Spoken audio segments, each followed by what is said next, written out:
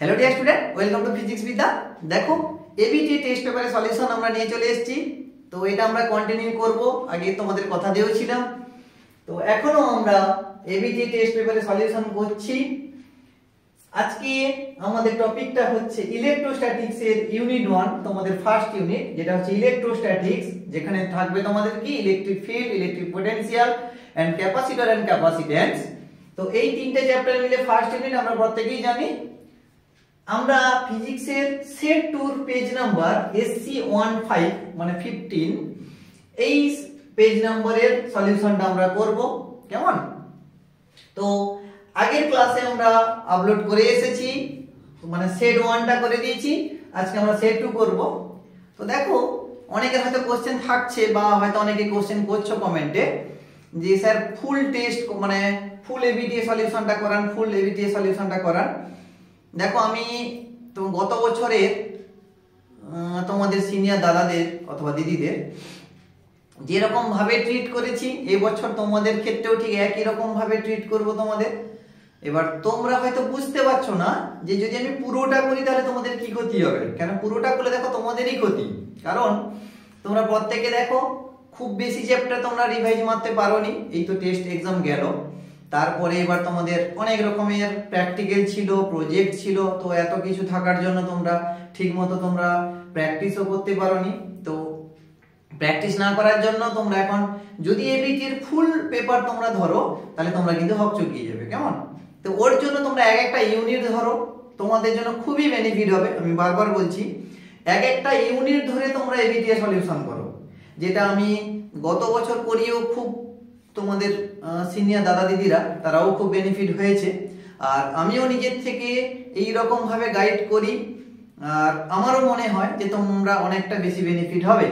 তো এই প্রসিডিওরে তোমরা এগাও, দিলে তোমাদের পক্ষে খুবই ভালো হবে। আমি তো অন্তত বলছি, দায়িত্ব সহকারে বলছি, এরকম ইউনিট ওয়াইজ যদি তুমি করো তাহলে তোমাদের সুবিধা। তো আমরা দেখো প্রত্যেকটা ইউনিট আমরা পরে পরে পরে পরে যাব।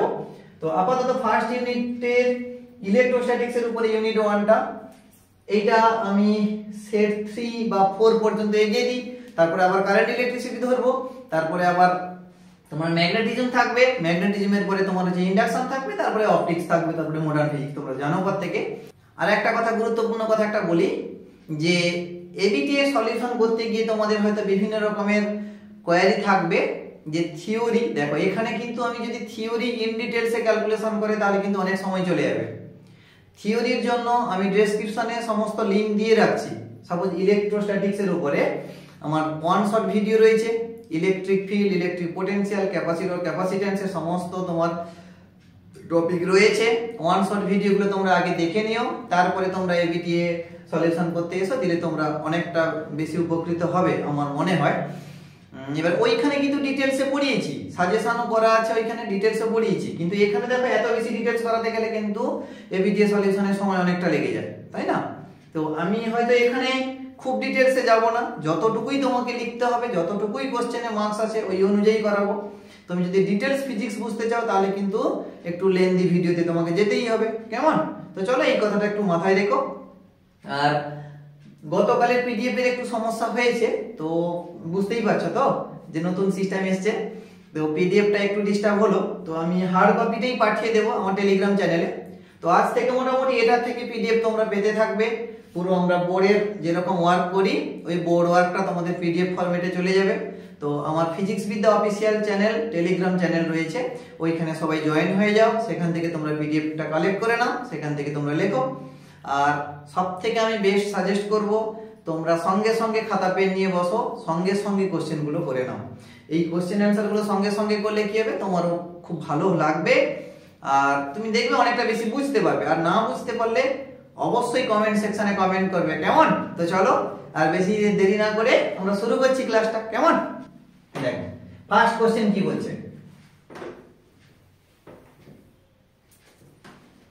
তো দেখো প্রথমে দেখো সেকশন 1 এমসিকিউ, আমরা প্রত্যেকে জানি, আগের ক্লাসে আমরা জেনে এসেছি যে এমসিকিউ দুটো আসবে তোমাদের, আর 3 নম্বরের কোশ্চেন।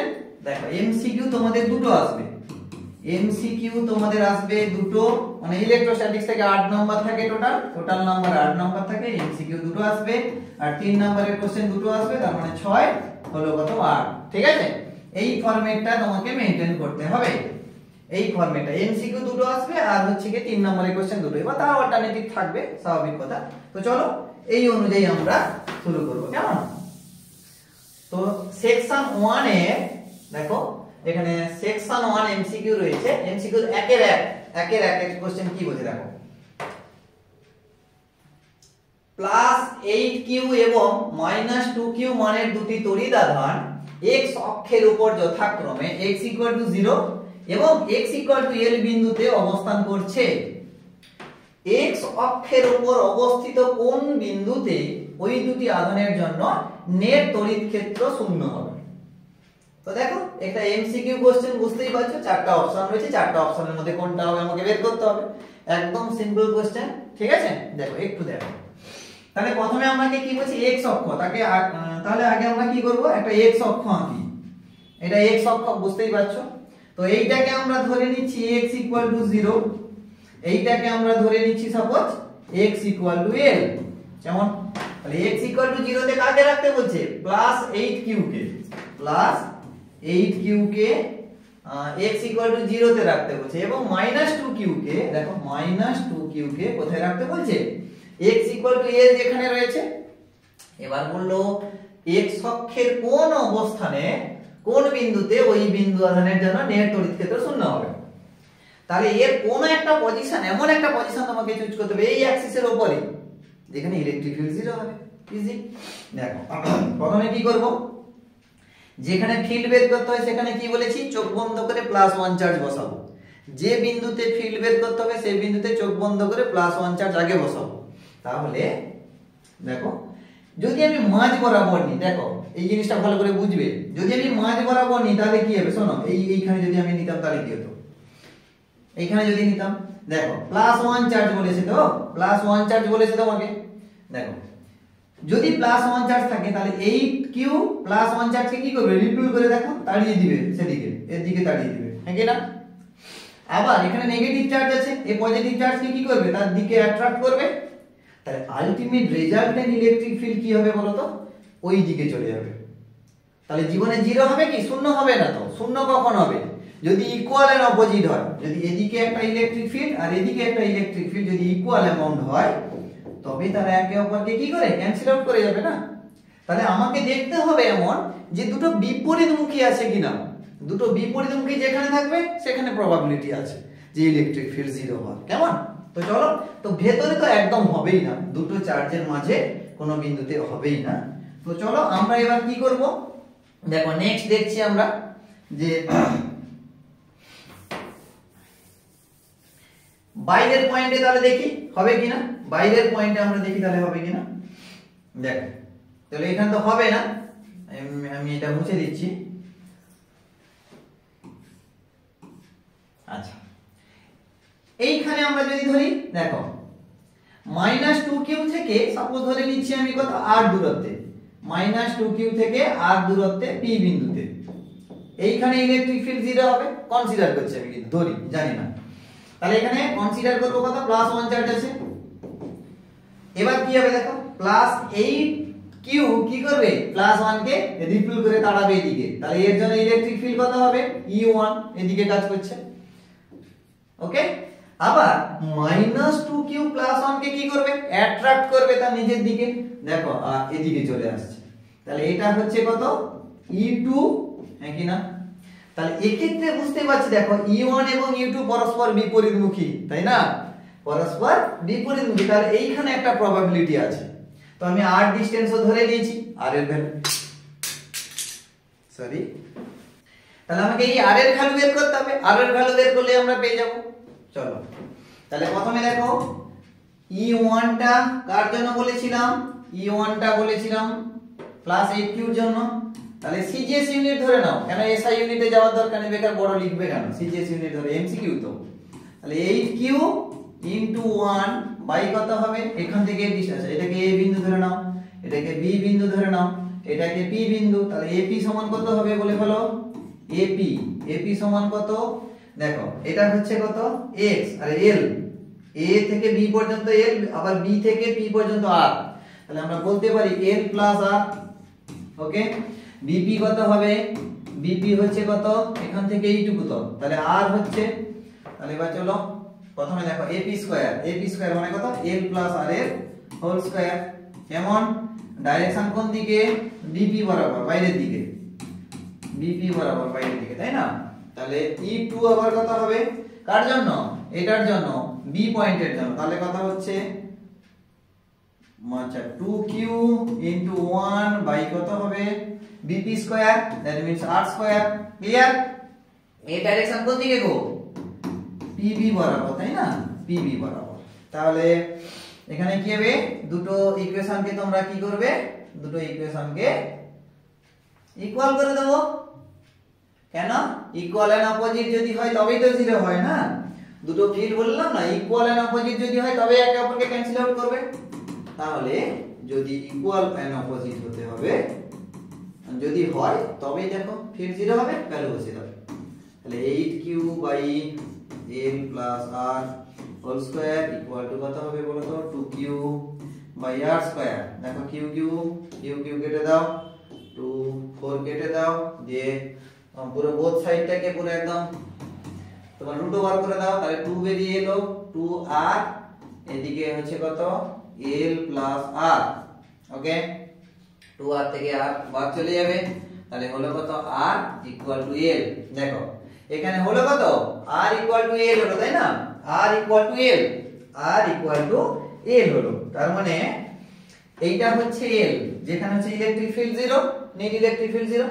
তার মানে এর লোকেশন কত হবে, এর লোকেশন কত হবে, এইখানে দেখো এই লোকেশনটা কোনটা হবে, যে x b পর্যন্ত তো ছিল l, r ইকুয়াল টু আবার l হলো, তার মানে r ইকুয়াল টু কত হলো, l হলো, তার মানে 2l। তাহলে কোঅর্ডিনেটসটা কত হচ্ছে, 2l 0। y অ্যাক্সিস তো নেই, সে সব জায়গায় দেখো 0ই দিয়েছে, y অ্যাক্সিস দেখো সব জায়গায় 0 0 0 0 0, y অ্যাক্সিস তো নেই, বাদ দাও। তাহলে 2l যেখানে আছে, অপশন এ এটা হচ্ছে ঠিক। কেমন, তাহলে এটা হচ্ছে অপশন এ, অপশন এ এটা হচ্ছে সঠিক উত্তর, 2l ইনটু, আরে সরি 2l, 0। কেমন, ইজি কোশ্চেন। তো এত দেখো বড় তো তোমরা করবে না, তো আমি অনেকটা বুঝিয়ে দিলাম, থিওরি অনেকটা পড়িয়ে দিলাম, তো পরীক্ষা হলে তোমরা এত কিছু করতে যাও না, তোমরা এই দুটো ইকুয়েশন, এইগুলো তো জানো, এই দুটো ইকুয়েশনকে শুধু কম্পেয়ার করে দেবে। কেমন, এই দুটো ইকুয়েশনকে কম্পেয়ার করবে, এইটুকু ক্যালকুলেশন করলেই তোমাদের অনেক ক্লিয়ার। বোঝা গেছে? যদি না বোঝা থাকে, যদি না বুঝতে পারো, তাহলে অতি অবশ্যই কমেন্ট সেকশনে জানিও। কেমন, চলো নেক্সট কি কোশ্চেন দিয়েছে দেখো, 1 এর 2 এর দাগ। তাহলে 100 মাইক্রোফ্যারাড ধারকের একটি ধারককে 8 × 10⁻18 কুলম্ব আধানে আহিত করতে কৃতকার্য হবে। তাহলে এইটাকে আহিত করতে তোমার কৃতকার্য কত হবে, নাকি? চলো দেখো, একদম ইজি কোশ্চেন, একদম ইজি কোশ্চেন। তাহলে এখানে সি এর ভ্যালুটা কত হচ্ছে লিখে ফেলো আগে, 100 মাইক্রোফ্যারাড, দ্যাট মিন্স কত হবে বলো তো, 10 টু দি পাওয়ার, আচ্ছা 100 × 10 টু দি পাওয়ার -6, তোমরা প্রত্যেকেই জানো ফ্যারাড সমান হচ্ছে 10 টু দি পাওয়ার -4 ফ্যারাড। কেমন, 10 to the power -4 farad. Clear? আচ্ছা, তাহলে কিউ চার্জ কত বলেছে, 8 × 10 টু দি পাওয়ার -18 কুলম্ব। আচ্ছা, তাহলে কৃতকার্য কত, সহজটা দেখো, W সমান আমরা কি জানি, হাফ অফ, আগে মানে তোমার সেট 1 এ কিন্তু দেখো আমরা ক্যালকুলেশন করিয়েছি একটুখানি, তাই না, আর আজকে করানোর দরকার নেই, পুরো ডাইরেক্ট ভ্যালু মুখস্থ রাখবে। দেখো q²/c হয় না, q²/c হবে, অথবা cv² হয়, অথবা কি হয়, হাফ অফ q * c হবে। কেমন, তো যেটা আমাকে ডাটা দিয়েছে ওইটা আমাকে লাগবে, c আর q এখানে আছে, ওই ফর্মুলা বসাচ্ছি, ওই জন্য বসাও। তাহলে q এর ভ্যালু কত এখানে গো, 8। তাহলে 8 × 8 করে দাও, ইনটু 10 টু দি পাওয়ার 18, তাহলে দুটো হবে 18 18, নাকি, 36, 8 36, ঠিক আছে। তাহলে চলে আসো, আচ্ছা হাফ তো আছে, c হচ্ছে 10 to the power -4, 10 to the পাওয়ার -4, তাহলে কত হবে বলো তো, 2 একটা কাটলো, 4, 8 4 32 ইনটু 4, তাহলে উপরে প্লাস হবে, তাহলে 32, 10 টু দি পাওয়ার -32, এত জুল হবে, ওয়াট ডান না, জুল হবে। তাহলে দেখো এটা এই যে অপশন 1 টা হবে, অপশন 1 32, হ্যাঁ অপশন 1 দেখো এই অপশন 1 টাই ঠিক হবে। তাহলে এখানে সঠিক অ্যানসার কত? Option A. ঠিক আছে, সঠিক অ্যানসার অপশন এ। কেমন? তো চলো দেখো এটা সিম্পল, এইটা দেখো তোমার তো কি বললে ওয়ার্ক ডান, দেখো ধারকের ওয়ার্ক ডানটা একদম সিম্পল জিনিস, তো এটা প্রত্যেকেই জানো কম বেশি, তাই না? চলো তাহলে দেখো এমসিকিউ আমাদের দুটো হলো, এমসিকিউ দুটো হলো। এরপরে দেখো লং কোশ্চেন কি দিয়েছে। আচ্ছা এরপর দেখো section 2 group C, section 2 group C. এবার হচ্ছে 3 নম্বরের কোশ্চেন। 3 নম্বরে এই 8 এর এটা কি দিয়েছে? স্থির তড়িতের জন্য গাউসের উপপাদ্যটি লেখো। কি এটা কি লেখার দরকার আছে? না দেখো তো লেখার প্রয়োজন নেই, প্রত্যেকেই জানো মোটামুটি। আর এটা তো খুব ইম্পর্টেন্ট, প্রত্যেক বছর এটা আসে ঘুরিয়ে ফিরিয়ে, ঠিক আছে, প্রত্যেক বছরই আসে। তো স্থির তড়িৎ সংক্রান্ত গাউসের উপপাদ্য তাও আমি একটু বলে দিচ্ছি। সাপোজ কোনো একটা চার্জ একটা যদি ক্লোজিং সিস্টেমের মধ্যে থাকে, এই যদি সারফেসের মধ্যে থাকে, সাপোজ এটা একটা কন্ডাক্টর, হ্যাঁ এটা একটা কন্ডাক্টর, কন্ডাক্টরের চার্জ হচ্ছে কিউ, ঠিক আছে, এইটা একটা সারফেস মানে এনক্লোজিং সারফেস, ঠিক আছে। সে এই চার্জটাকে, এই সারফেস কি করছে, এই চার্জটাকে ক্লোজ করে রেখেছে, বদ্ধ করে রেখেছে। আচ্ছা যদি হয় তাহলে এই বদ্ধ তলের মধ্য দিয়ে অতিক্রান্ত তড়িৎ ফ্লাক্স, এই বদ্ধ তলের মধ্য দিয়ে অতিক্রান্ত তড়িৎ ফ্লাক্স কি হবে? ফাই সমান আমরা বলতে পারি E vector dot DS vector. যদি স্মল যদি ধরি তাহলে ডিএস লিখবো, তাহলে আমাকে ইন্টিগ্রেশন লাগাতে হবে, দিয়ে এখানে অতি অবশ্যই একটা ক্লোজ দিতে হবে। কেন? ক্লোজিং সিস্টেম বললাম না, ক্লোজ সিস্টেম। তাহলে ফাই ইকুয়াল মানে তড়িৎ ফ্লাক্স তাহলে কত হচ্ছে? E vector dot DS vector close integral of কি বলছে যে এখানে যে ইনসাইডে চার্জ রয়েছে, ইনসাইডে কত চার্জ? কিউ চার্জ রয়েছে, তাহলে ওই চার্জের 1 বাই এপসাইলন গুণ এপসাইলন নট প্রোডাক্ট, ঠিক আছে, গুণ 1 বাই এপসাইলন নট এর প্রোডাক্ট। তাহলে এটাই হচ্ছে তোমার গাউসের উপপাদ্য। তাহলে কি লিখবে? কোন একটা বদ্ধ পরিবাহীর মধ্যে কোন একটা আধান যদি থাকে, মানে এনক্লোজ হতে হবে, বদ্ধ তলের মধ্যে আধান থাকলে, তাহলে ওই বদ্ধ তলের মধ্য দিয়ে অতিক্রান্ত তড়িৎ ফ্লাক্স, বদ্ধ তলের মধ্য দিয়ে অতিক্রান্ত তড়িৎ ফ্লাক্স ওই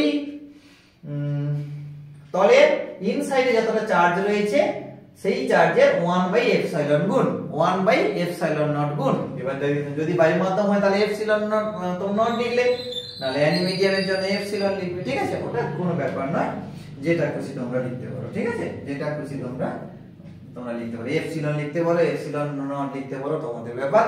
আর এটা তোমরা জানো, দেখো ই ডিএস cos থিটা, যেখানে আমরা বলছি কি ইলেকট্রিক ফিল্ড এবং কি এটা হচ্ছে কি এরিয়া ভেক্টরের মধ্যবর্তী কোণ হচ্ছে থিটা, তাহলে এটা সমান হচ্ছে কিউ ইনসাইড বাই এপসিলন, ঠিক আছে, এপসিলন নট এপসিলন, হ্যাঁ হোয়াটএভার যেটা ইচ্ছা। ওকে, তাহলে দেখো গাউসের উপপাদ্য তোমরা একটু ভাষা দিয়ে লিখবে বিবৃতিটা, আর এই ম্যাথমেটিক্যাল ফরমেশনটা অতি অবশ্যই দেবে, দিলে দেখো নাম্বার কাটবে না, মানে ম্যাথমেটিক্যাল ফরমেশনটা অতি অবশ্যই দেবে, বারবার বলছি। কারণটা দেখো আমাদের মার্কস না দেখবে একটু ভ্যারি করে, কেন বলো তো? তোমার সঙ্গে তোমার বন্ধুর মার্কস ভ্যারি করে যাচ্ছে, এই জিনিসটা আমরা কেয়ার করি না। তুমি দেখবে যে একটা সাপোজ তুমি লিখে দিয়েছো গাউস ল, তোমার বন্ধুও লিখে দিয়েছে, দুজনের মধ্যে নাম্বারের ডিফারেন্স চলে এলো, কেন? সে লিখবে বিবৃতি, এটা দেখো 1 নম্বরের কোশ্চেন, এটা তোমাকে তো ম্যাক্স টু ম্যাক্স 1 নম্বরই দেবে, আর বেশি দেবে না। সে লিখবে বিবৃতি দিয়ে এই গাণিতিক রূপটা সে লিখে দিয়ে আসবে, ঠিক আছে। আর তুমি যদি গাণিতিক রূপটা না লিখো তাহলে টিচার কিন্তু ভাববে যে এই ছেলেটা এইটা দিল না কেন, দেওয়া উচিত ছিল, হয়তো কাটবে না, বাট ওর ইমপ্যাক্টটা তোমার দেখবে নেক্সট কোশ্চেনে পড়বে, নেক্সট অ্যানসার যখন তুমি দিতে যাবে তোমার একটু ভুল হলে কেটে দেবে স্যার, কেমন? তো এইগুলো যেন একটু ঠিকঠাক থাকে, দেখবে এইগুলো যদি ঠিকঠাক থাকে তাহলে তোমার খাতার নাম্বার একটা নাম্বারও যাবে না, খুব ভালো হবে, তাই না? চলো নেক্সট কে বলছে? গাউসের উপপাদ্যের সাহায্যে সুষম ভাবে আহিত পাতলা গোলীয় গোলকের বহিঃস্থ এবং অন্তঃস্থ বিন্দুতে ক্ষেত্র প্রাবল্য নির্ণয় করো। দেখো আমরা প্রত্যেক বছরের নাই এবছরও বলছি, তোমরা দুটো কি তিনটা সেট করে নাও, তারপরে কোশ্চেন রিপিটেশন মানে শুরু হবে। তোমরা নিজেই বুঝে যাবে যে ও বাবা এই কোশ্চেনগুলো এত ইম্পর্টেন্ট, তোমরা নিজেরাই সাজেস্ট করতে পারবে, নিজেরাই তোমরা সাজেশন তৈরি করে নিতে পারবে। দেখো এটা সেট 1 এর কোশ্চেন, মাত্র দুটো সেট হয়েছে, তার মধ্যে কোশ্চেন রিপিট চলে এসেছে। তো এটা ঠিক সেট 1 এ আমি লিখে দিচ্ছি, সেট 1 এ এসসি পেজ নাম্বার তো তোমার 01, একদম সেট 1 এ রয়েছে, সেট 1 এর 8 এর দাগ, সেট 1 এর 8 এর দাগেই রয়েছে তোমার, ঠিক আছে। এটা হচ্ছে কমন কোশ্চেন চলে এলো। এটা আর আমি এখানে করাবো না, ওইখানে করানো আছে, ঠিক আছে। ওইখানে আরো একটা এক্সট্রা দিয়েছিল গ্রাফ। এখানে ঘুরিয়েছি কি জানো, এখানে বলছে দেখো গাউসের সূত্রের সাহায্যে, গাউসের উপপাদ্যের সাহায্যে সুষমভাবে আয়তপাতলা গলিয়ে পড়লো। গতবারে মানে যেটা মানে সেট 1 এ দিয়েছিল, তোমাকে গাউস ল অ্যাপ্লাই করতে বলেনি। তো আমরা সব সময় যেন গাউস ল অ্যাপ্লাই করব, গাউস ল অ্যাপ্লাই যদি না করি তাহলে কিন্তু সমস্যা আছে। গাউস ল যদি অ্যাপ্লাই না করি তাহলে কিন্তু আমাদের এটা অনেকটা জটিল ভাবে ক্যালকুলেট করতে হবে। তো এততে যাব কেন আমি, গাউস ল ওই জন্য আমি আগের দিন বলেছিলাম যে গাউস ল আমরা অ্যাপ্লাই করব, না বললেও অ্যাপ্লাই করব। তো এখানে বলে দিয়েছে, ওইখানে বলে দেয়নি, ফারাকটা হচ্ছে এটাই, আর কিছুই নয়। আর ওইখানে একটা গ্রাফ জুড়ে দিয়েছিল, ঠিক আছে। তো তোমরা সেট 1 এর মানে সেট 1 এর ভিডিওটা দেখবে, তোমরা দিলে বুঝতে পেরে যাবে। তো সেট 1 এর ভিডিওটা আমি আমার ডেসক্রিপশনে দিয়ে রাখবো, তোমরা সেখান থেকে দেখে নিও অথবা প্লেলিস্টে যাও, ঠিক আছে। এবিটিএ এই যে সলিউশন রয়েছে, তো সেখান থেকে তোমরা দেখবে, ঠিক আছে। চলো নেক্সট কোশ্চেন আমরা কি বলি, দেখো অথবা মানে 8 এর দাগের অথবা দিয়েছে। 8 এর দাগের অথবাটা কি দেখো, কি বলছে, তড়িৎ দ্বিমেরু বলতে কি বোঝো, একটি তড়িৎ দ্বিমেরুকে সুষম তড়িৎ ক্ষেত্রে ইতে রাখা হলো, উহার স্থিতি শক্তির রাশিমালা নির্ণয় করো। মোস্ট ইম্পর্টেন্ট কোশ্চেন, এই যে স্থিতি শক্তির রাশিমালা নির্ণয় করো, মোস্ট ইম্পর্টেন্ট কোশ্চেন, ঠিক আছে। তো চলো আমরা এবার পড়াশোনা করি। এটা তড়িৎ দ্বিমেরু বলতে কি বোঝো, তড়িৎ দ্বিমেরু বলতে কি বুঝি, দ্বিমেরু কাকে বলে, যার দুটো পোল থাকে, দুটো মেরু থাকে, তাই না। একই ভাবে তড়িৎ দ্বিমেরুর ক্ষেত্রেও আলাদা কিছু নয়। তড়িৎ দ্বিমেরু হচ্ছে গিয়ে suppose equal amount of charge, যদি তারা separated by a small distance, তাহলে যে সিস্টেম তৈরি করে তাকে আমরা কি বলবো, ইলেকট্রিক ডাইপোল, ইলেকট্রিক ডাইপোল বা তড়িৎ দ্বিমেরু। চলো তাহলে সাপোজ এইখানে একটা আমার চার্জ রয়েছে, এইখানে একটা চার্জ, মানে same amount of charge but opposite. যেমন মাইনাস কিউ চার্জ রেখে দাও, এটা হচ্ছে প্লাস কিউ, ঠিক আছে। তাহলে দুটো দেখো equal and opposite amount of charge, q amount of charge, এটাও plus q amount of charge, এটা মাইনাস এটা প্লাস, দুটো মানে বিপরীত ধর্মী কিন্তু। তাহলে দুটো বিপরীত ধর্মের আধান তারা একে অপরের মধ্যে ক্ষুদ্র দূরত্বের ব্যবধানে থেকে যে সিস্টেম গঠন করে, যে সংস্থা তৈরি করে, তাকে আমরা কি বলবো, ডাইপোল, তাকে আমরা কি বলবো, ডাইপোল। ক্লিয়ার, ভালো কথা। তাহলে এখানে আমরা কি বলছি, এখানে ডাইপোল বললাম। আর একটা তোমাকে এখানে বলবে, আচ্ছা লেন্থ একটা ধরে নাও, সাপোজ আমরা এখানে লেন্থ ধরে নিচ্ছি 12। তাহলে তোমরা বলতে পারো স্যার আমরা r ধরলাম না কেন, সব জায়গায় তো r ধরি, l ধরি, x ধরি, তাই না। তো এখানে দেখো আমি 2x 2l দিলাম, কারণটা হচ্ছে যখন আমাদের ক্যালকুলেশন আসবে না, তখন মধ্যবিন্দু থেকে পয়েন্ট নিতে হয়, এই মধ্যবিন্দু থেকে ডিসটেন্স নিতে হয়, দিলে আমার সুবিধা হয়ে যায় কি বলতে, এটা এর এটা এর, ক্যালকুলেশনে জটিলতা থাকে না, ওই জন্য আমার 12 ধরা, আর কিছু না। কেমন, তোমার যদি ভালো লাগে তুমি তাহলে এটা এল ধরতে পারো, কোনো অসুবিধা নেই। ওকে চলো, তো এটা হচ্ছে তড়িৎ দ্বিমেরু। তাহলে কি লিখবে, দুটো সমান এবং বিপরীত ধর্মী আধান একে অপরের সঙ্গে ক্ষুদ্র দূরত্বের ব্যবধানে থেকে যে সংস্থা গঠন করে বা যে সিস্টেম তৈরি করে, তাকে আমরা তড়িৎ দ্বিমেরু বলবো। তাহলে তড়িৎ দ্বিমেরু তোমার একটা এক্সাম্পল লিখে দিয়ে আসবে, তোমরা জানো H2O যদি জল হয়, ঠিক আছে। তো এখানে তোমার দুটো পোলারিটি তৈরি হয়, একটা এই যে এই, ঠিক আছে, দুটো ডাইপোল তৈরি হয়ে যাবে। তো যাই হোক এগুলো মোটামুটি না দিলেও চলবে। তো ডাইপোলের এক্সাম্পল তোমরা অনেক ঘুরি পেয়ে যাবে, কেমন।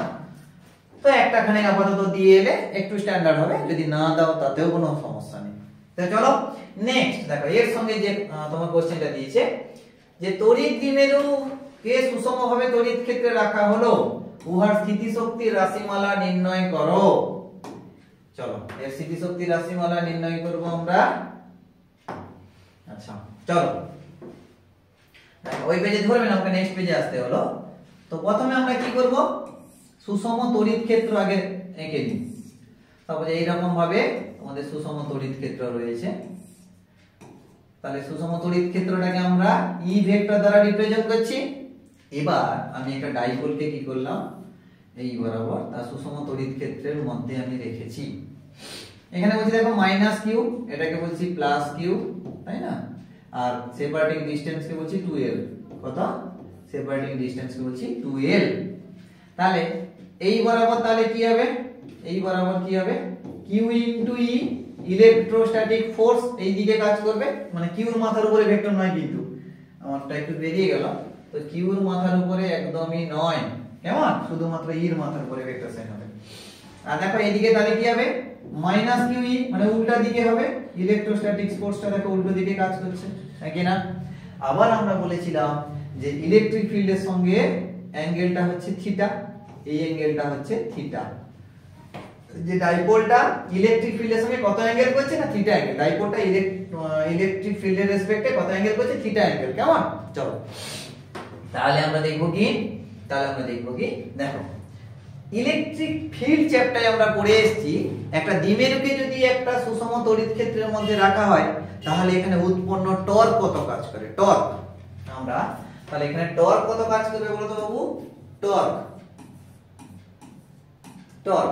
টর্ককে আমরা টাও দ্বারা রিপ্রেজেন্ট করছি। তাহলে টর্ক সমান কত জানো, পি ই sin থিটা। দেখো মনে আছে পি ই sin থিটা কিনা, পি ই sin থিটা। ইটা কি, ইটা তো ইলেকট্রিক ফিল্ড জানো। আচ্ছা পিটা হচ্ছে কি বলো তো, দ্বিমেরু ভ্রামক। কি বললাম, দ্বিমেরু ভ্রামক, দ্বিমেরু ভ্রামক।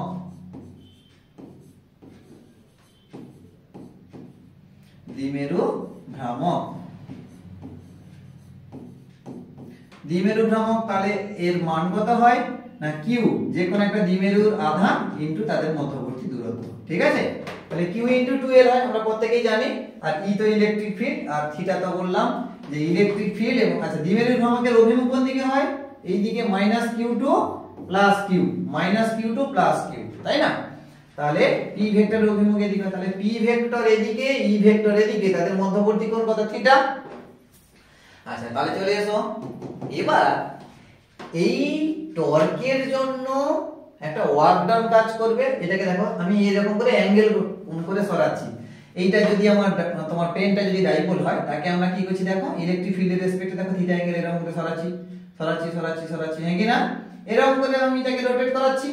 তাহলে এই যে রোটেট করাচ্ছি এর জন্য তো একটা ওয়ার্ক ডান করতে হবে, হ্যাঁ কি না? এই যে ডাইপোলটাকে আমরা ইলেকট্রিক ফিল্ডের মধ্যে এরকম করে রোটেট করাচ্ছি, তার জন্য তো আমাকে একটা ওয়ার্ক ডান করতে হবে।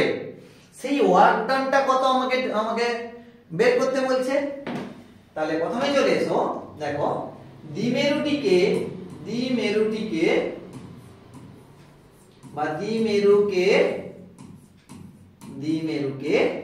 সুষম তড়িৎ ক্ষেত্রের মধ্যে ডি থিটা কোণে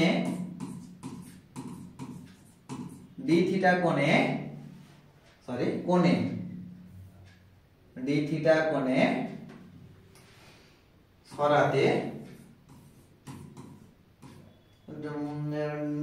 সরাতে না তোমরা ঘোরাতে লিখো, কেন এটা রোটেট করছে না, আরো সুন্দর লাগবে।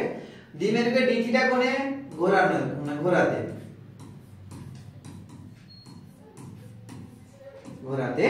কৃতকার্য।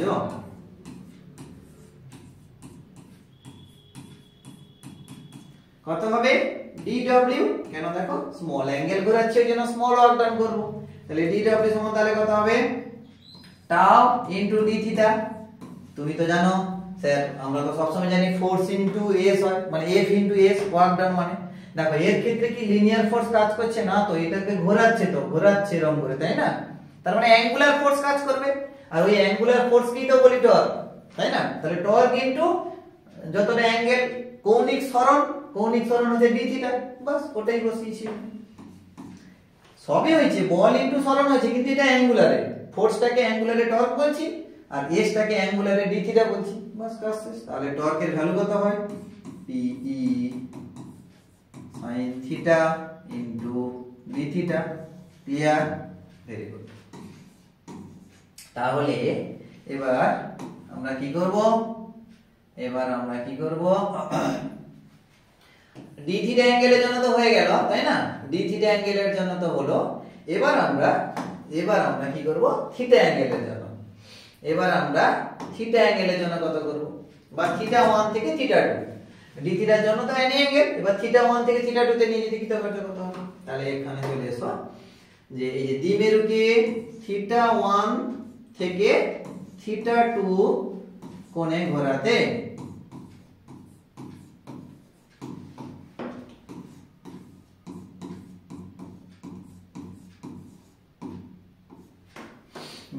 কৃতকার্য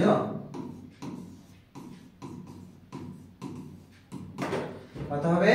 দেখো dw কে এবার ইন্টিগ্রেশন করব, সমান কত হবে? pe sin theta d theta, তাকে ইন্টিগ্রেশন করব, যে থিটা লিমিট কোনখান থেকে? থিটা 1 থেকে থিটা 2 তে ঘোরাতে হবে বললো আমাকে, তাই না? থিটা 1 থেকে থিটা 2 লিমিট দেব। দেখো এখানে p কনস্ট্যান্ট বাইরে বেরিয়ে এলো। দেখো ডাইপোল মোমেন্ট চেঞ্জ হবে না, কারণ q dl ফিক্সড, একটা দ্বিমেরুর। আর এটা হচ্ছে ইলেকট্রিক ফিল্ড, ওটা অলসো মানে তোমার ইউনিফর্ম সুষম বলেছে তোমাকে না? বেশ, তাহলে integration of sin theta d theta, theta 1 থেকে থিটা 2, ঠিক আছে? তাহলে এখানে হবে কত? থিটা 1 p sin থিটার ইন্টিগ্রেশন কত হবে? মাইনাস cos থিটা, প্রত্যেকই জানি মোটামুটি। লোয়ার লিমিট হচ্ছে থিটা 1 থেকে থিটা 2, ঠিক আছে? থিটা 1 থেকে থিটা 2, আর একটু ছোট করতে হবে।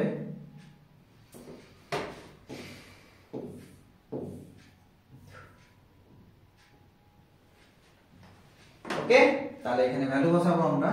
দেখো এই লাইনটা থেকে এই লাইনে করছি, কেমন?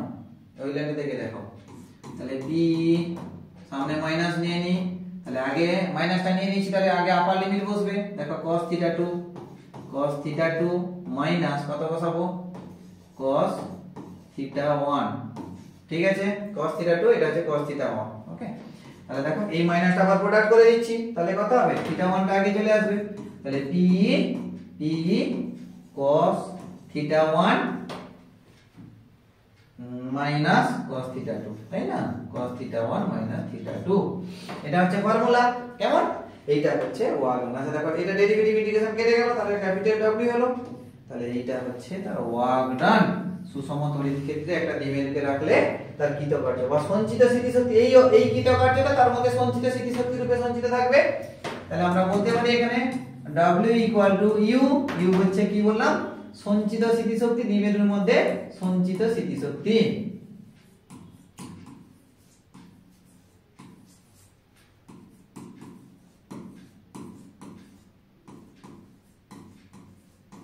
সঞ্চিত স্মৃতিশক্তি, কেমন? চলো এবার তোমাকে বলবে, দেখো বিভিন্ন কেস থাকে, ওই কেসটা লেখার দরকার নেই, তোমরা এটা এইটুকুই করে দিলে হবে। তোমাকে বলবে যদি সাম্যাবস্থা থেকে থিটা অ্যাঙ্গেল সরে তাহলে কি হবে? সাম্যাবস্থা বলতে এখানে থিটা 1 ইকুয়াল টু তোমাকে বসিয়ে দিতে হবে 0 ডিগ্রি অ্যাঙ্গেল, আর থিটা 2 টা এনি অ্যাঙ্গেল, থিটা ধরে নাও, ঠিক আছে?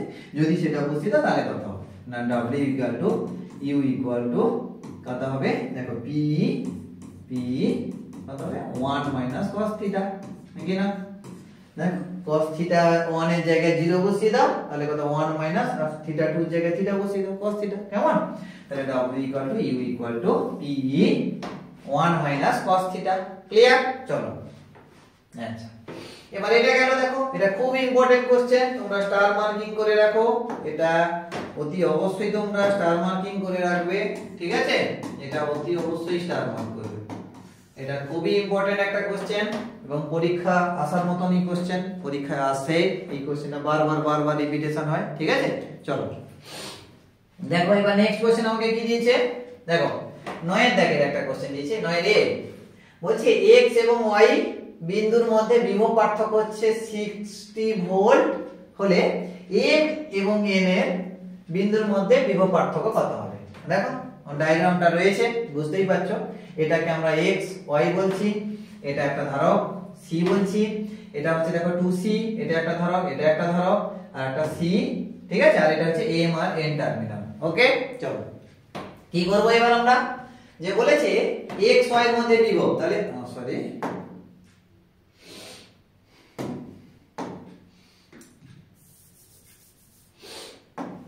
তাহলে দেখো এখানে ভি এখানে এক্স ওয়াই সমান কত 60 ভোল্ট বলে দিয়েছে।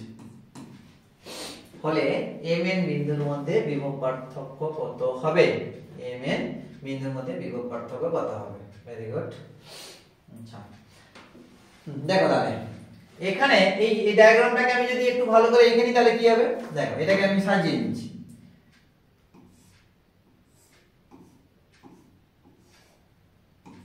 এইখানে রাখলাম x টার্মিনালকে। দেখো আমি এটা পারি কিনা দেখো,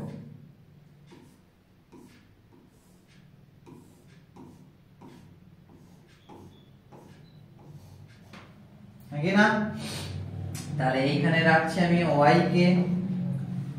দেখো এই x কে আমি এখানে করলাম, y কে এখানে নিয়ে আসতে পারি।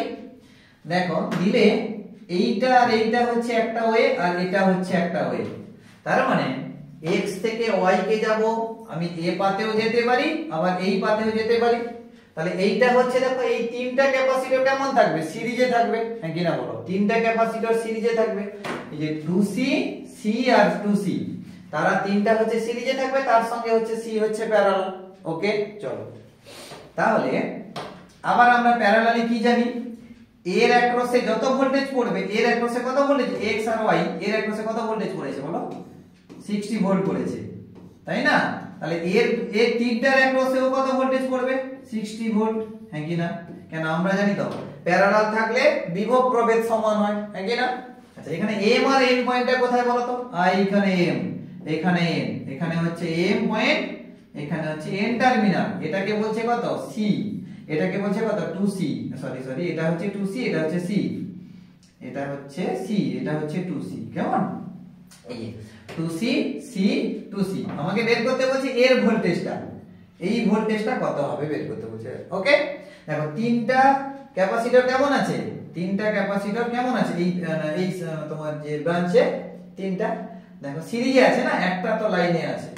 তার মানে এখানে কি হলো দেখো 2c c and 2c তিনটা হচ্ছে কি সিরিজ কম্বিনেশনে রয়েছে।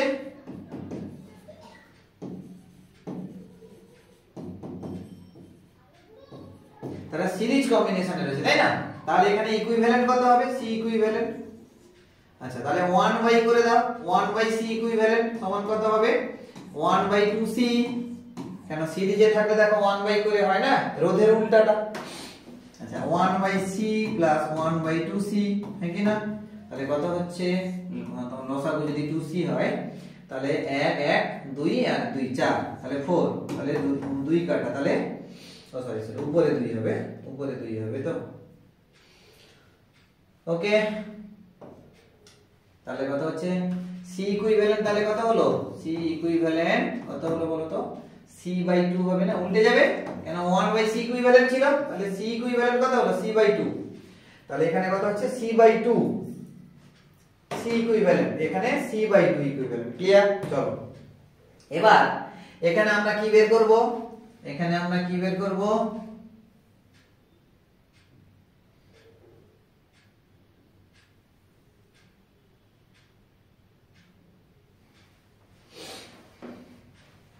আচ্ছা c ইকুইভ্যালেন্ট তো গেল, তাহলে এর অ্যাক্রসে ভোল্টেজ কত পড়ছে? এই টোটাল ইকুইভ্যালেন্ট ক্যাপাসিট্যান্স পেয়ে গেছি, ভোল্টেজ পেয়ে গেছি কত? 60 ভোল্ট পড়েছে এই তিনটার আন্ডারে। তাহলে চার্জ কত হবে আমরা জানি, তাহলে কত ধারকের, তাহলে q সমান কত জানি? c * v হবে, তার মানে c ইকুইভ্যালেন্ট হবে এটা ইনটু v, v মানে কত এখানে? 60 ভোল্ট, হ্যাঁ কি না? বাস তাহলে c এর ভ্যালু বসিয়ে দাও কত গো? c by 2 into 60 volt.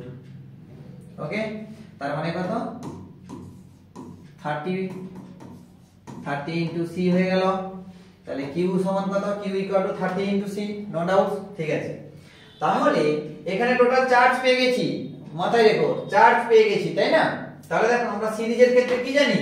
এখানে যদি q চার্জ স্টোর হয়, এখানে মাইনাস q চার্জ, আবার এখানে প্লাস q চার্জ, এখানে আবার মাইনাস q চার্জ, এখানে আবার প্লাস q চার্জ, এখানে আবার মাইনাস q চার্জ। ক্লিয়ার? কেন আমরা কি জানি? সিরিজে চার্জ সেম থাকে, দুটো মানে প্লেটে চার্জ সেম থাকবে, ইকুয়াল এন্ড অপোজিট হবে। তাহলে এর আন্ডারে দেখো এই যে m টা বলছি, m n এর আন্ডারে তাহলে কত হচ্ছে? এটা c, তার অ্যাক্রসেও কি হচ্ছে এখানে প্লাস কিউ চার্জ এবং মাইনাস কিউ চার্জ দুটোই স্টোর আছে, তাই কি না? কি ব্যাপার? তাহলে এর অ্যাক্রসে ভোল্টেজ কত হবে না দেখো ভি এম এন, এই দুটো টার্মিনালের আন্ডারে ভোল্টেজ কত হবে আমরা জানি দেখো কিউ বাই সি হবে। এখানে এখানে ক্যাপাসিট্যান্সটা কত সি, তাহলে সি বসিয়ে দাও কিউ বাই সি, তাহলে কিউ সমান কত 30 C into C, C C কাটা, তাহলে ভি এম এন সমান কত 30 ভোল্ট। ওকে, তাহলে ভি এম এন সমান কত না এই অ্যাক্রসে এই এম এন এর অ্যাক্রসে ভোল্টেজ ডিফারেন্স কত হলো 30 হয়ে গেল না, ভোল্টেজ ডিফারেন্স 30 ভোল্ট হয়ে গেল এম এন এর অ্যাক্রসে। ওকে, এম এন এর অ্যাক্রসে 30 ভোল্ট হয়ে গেল। কি অসুবিধা আছে? দেখো একদম সিম্পল জিনিস।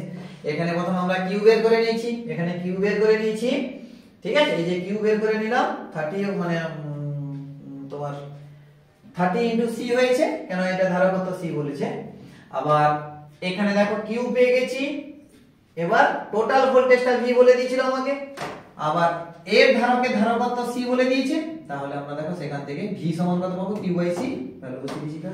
ওকে, তো এটা ভালো কোশ্চেন, খুব ভালো কোশ্চেন। ওকে, এটা একটু জয়েন্ট লেভেলের কোশ্চেন, তো এটা খুব ইম্পর্টেন্ট থাকবে। যত ম্যাথমেটিক্স থাকবে দেখবে ধারক ধারকত্ব দিয়ে যত রকমের ম্যাথমেটিক্স থাকবে খুবই ভালো। আর একটু বুঝে গেলে আর চাপ হয় না, একটু তোমাকে যদি বুঝে মানে ভালো করে তুমি যদি বুঝে যাও বা তোমাকে যদি কেউ বুঝিয়ে দেয় ঠিকঠাক করে, তো এগুলোতে সমস্যা হবে না। আর যদিও অসুবিধা থাকে তোমরা কমেন্ট সেকশনে জানিও, ঠিক আছে? আমি আরো আমি অনেক ভালো করে বোঝানোর চেষ্টা করব, যদি না বুঝতে পারো, ঠিক আছে? তো তখন আমি হয়তো দেখবো, ঠিক আছে? যেরকম আমি ফল পাবো সেরকম আমি এরকম করবো, ঠিক আছে? চলো নেক্সট। এবার কি বলছে, কোন ধারকের চার্জিং এবং ডিসচার্জিং প্রবাহ লেখচিত্রের সাহায্যে দেখাও। দেখো শুধু লেখচিত্রটাই আঁকতে বলছে, কোনো অসুবিধা নেই। ওটা দেখো 2 নম্বরের অঙ্ক, এটা 1 নম্বর 3 নম্বর। তো এখানে কোন রকম ডিডাকশন দেবে না, কোন রকম এখানে ওয়ার্কিং প্রিন্সিপাল দেবে না, ঠিক আছে? শুধুমাত্র গ্রাফ আঁকতে বলছে। দেখো একদম সহজ, ঠিক আছে? এইটা একটা কি বলতো কারেন্টের ডাইরেকশন ধরে নাও, এটা একটা কারেন্টের ডাইরেকশন আই ধরে নাও, এটা একটা টাইমের ডাইরেকশন, ঠিক আছে? টাইম মানে টাইম ধরে আমরা ক্যালকুলেট করছি। দেখো ক্যাপাসিটরের ক্ষেত্রে আমরা তো জানি চার্জিং এর ক্ষেত্রে কি হয়। দেখো একটা যদি ব্যাটারি কানেক্ট করে না, এখানে যদি আমরা ব্যাটারি কানেক্ট করলাম প্লাস মাইনাস, এটা হচ্ছে ক্যাপাসিটর। কি হয় পরে মানে পরে পরে কি হবে বলো তো, পর পর যত সময় বাড়তে থাকবে এখানে পজিটিভ চার্জ স্টোর হতে থাকবে, এখানে নেগেটিভ চার্জ স্টোর হতে থাকবে, তাই না? এখানে নেগেটিভ চার্জ স্টোর হতে থাকবে। তাহলে একদম প্রথমের দিকে দেখো এখানে পজিটিভ পোল খুব কম ছিল, এখানে পজিটিভিটি কম ছিল, একটা দুটো চার্জ স্টোর ছিল, তখন এই কারেন্টকে সুন্দর করে অ্যালাউ করছিল, কারেন্টকে যেতে অ্যালাউ করছিল তো নাকি, কেন একটা দুটো প্লাস, সেই বেশি প্রোটেস্ট করতে পারছিল না। যত এখানে প্লাস বাড়ছে, পজিটিভ চার্জ বাড়ছে, তখন আমরা কি হয় কারেন্টের ডাইরেকশনটা এটা মানে প্লাস চার্জ ফ্লো করছে এইদিকে, মানে ইলেকট্রন উল্টা দিকে ফ্লো করছে, তার মানে আমরা বলতে পারি কি প্লাস চার্জ এদিকে ফ্লো করছে। তার মানে এই প্লাসটা এখানে যখন অনেকটা বেশি মানে পজিটিভ চলে এলো, এখানে যখন অনেকটা বেশি পজিটিভ চলে এলো, তখন কি হবে এই কারেন্টটাকে পর পর আর যেতে বারণ করছে, বাধা দিচ্ছে কেন এখানে। এইবার দেখো ঘরে একজন ছিলে, তোমাকে এসে লোক কেউ মেরে চলে গেল, তাই না? এবার যখন তোমাদের ঘরে সবাই থাকবে, অনেকজন মেম্বার থাকবে, তখন কি মারা সহজ নয় তো নাকি? একই রকম। তো কারেন্টটাকে পর পর ব্লক করবে, যেতে দেবে না। তো কারেন্টটা এক্সপোনেনশিয়ালি ডিক্রিজ হবে পর পর। দেখো এরকম গ্রাফ, ঠিক আছে? এটা হচ্ছে চার্জিং এর গ্রাফ, ঠিক আছে? এটা হচ্ছে চার্জিং,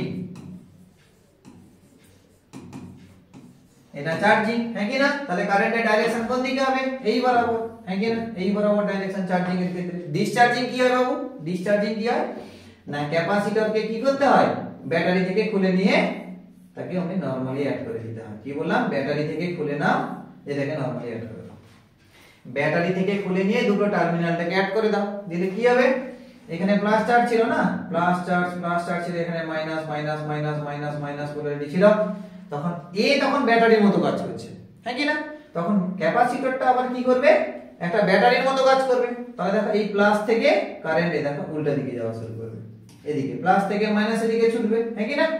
তাহলে কারেন্টের ডাইরেকশন উল্টে গেল। দেখো এই যদি ক্লকওয়াইজ যাচ্ছিল, এই দেখো অ্যান্টি ক্লকওয়াইজ গেল, এই যদি ক্লকওয়াইজ যায় মানে এই যদি ক্লকওয়াইজ যাচ্ছিল এই বেটা দেখো অ্যান্টি ক্লকওয়াইজ, এই কারেন্টটা এটা হচ্ছে কি মানে তোমার ডিসচার্জিং এর জন্য তাহলে অ্যান্টি ক্লকওয়াইজ যাচ্ছে, তাহলে কি হবে ঠিক একই প্রপার্টি আবার সেই একই ভাবে একটা প্লাস গেল একটা মাইনাস কে গিলে নিল, একটা প্লাস গেল একটা মাইনাস কে গিলে নিল, পর পর একটা করে প্লাস একটা করে মাইনাস হারিয়ে গেল তারা একে অপরের।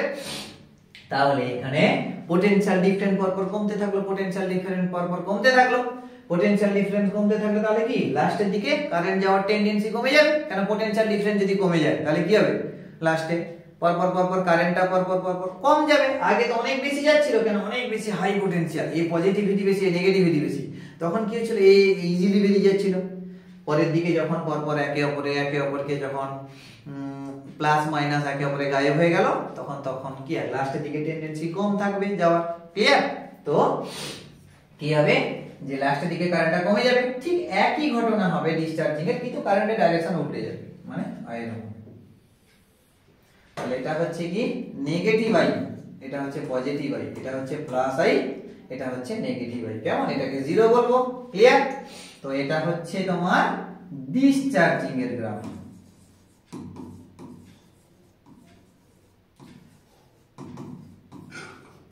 ওকে, এটা হচ্ছে তোমার ডিসচার্জিং এর গ্রাফ, এটা হচ্ছে চার্জিং এর গ্রাফ, ক্লিয়ার? তাহলে কারেন্টের রেসপেক্টে টাইমের একটা গ্রাফ তোমাকে যদি বলে এটা হচ্ছে চার্জিং এর জন্য, এটা হচ্ছে ডিসচার্জিং এর গ্রাফ, একটা এঁকে দিবে কাজ, কেমন? তো এইটাকে তোমরা এঁকে দেবে, ক্লিয়ার? না অসুবিধা আছে? নেই। তো এই গ্রাফটাই শুধু তোমাকে আঁকতে বলছে, 1 নাম্বার দেবে, দেখে কাজ করবে, এটার জন্য কোনো ব্যাখ্যা দেবে না, কোনো ব্যাখ্যা দেবে না। ব্যাখ্যা দিতে গেলে দেখো অনেক বড় বড় লিখতে হবে, তাহলে তোমাকে এখানে টাইম চলে যাবে না। মানে সবসময় একটা মাথায় রাখবে, মার্কস দেখে কাজ করবে, মার্কস দেখে যদি তুমি না কাজ করো তাহলে কিন্তু বিপদে পড়বে, টাইম কুলাবে না লাস্টে। তোমার মনে হচ্ছে আমরা ক্লাস 10 এ তো অনেক নাম্বার দিয়েছিলাম, আরে তোমার কত 90 নাকি, ক্লাস 10 এ 90 মার্কস দিয়েছিলাম 3 ঘন্টা, এখন 70 মার্কস, 20 নাম্বার কমে গেছে, টাইম কম লাগবে, মোটেও নয়। তোমরা তো মানে ইতিমধ্যে তোমরা টেস্ট এক্সাম দিয়ে দিয়েছো, বুঝে গেছো, ঠিক আছে? যারা খুব ভালো করে সব কোশ্চেন অ্যাটেম্প করছে তাদের পক্ষে টাইমটা কতটা ইম্পর্টেন্ট তোমরা বুঝে গেছো, বা তোমরা ক্লাসে তোমরা টেস্ট দিচ্ছ, টিউশনে তোমরা মক টেস্ট গুলো দিচ্ছ, তোমরা একে অপরে বুঝে যাচ্ছ, কেমন? তো চলো মোটামুটি এই ছিল, আর তো নেই, বুঝতে পারছো এর অল্টারনেটিভটা নেই, ক্লিয়ার? এর অল্টারনেটিভ নেই, আর কোনো রকম কোশ্চেন নেই এখানে। তো এই পর্যন্ত মোটামুটি তোমাদের এতে ছিল। সেট 2টা অতি অবশ্যই ভালো করে করবে, কেন দেখো কোশ্চেনগুলো যথেষ্ট ইম্পর্টেন্ট, যথেষ্ট ভাইটাল, কেমন? তো চলো নেক্সট ভিডিওতে দেখাবে, টাটা। আর দেখো ভিডিওটি যদি ভালো লেগে থাকে অতি অবশ্যই চ্যানেলটিকে সাবস্ক্রাইব করবে, ক্লিয়ার? তো এখান থেকে মোটামুটি তোমরা এইচএস, নিট, জয়েন্ট রিলেটেড অনেক রকমের তোমরা ভিডিও পেতে থাকবে। এরপরে আমাদের সিস্টেম তো আপগ্রেড হয়ে গেছে, আমি আগের দিনও বলেছি, এরপরে কন্টিনিউ ভিডিও তোমাদের যেতে থাকবে, ক্লিয়ার? তো তোমরা একটু সাপোর্ট করো, ক্লিয়ার? টাটা।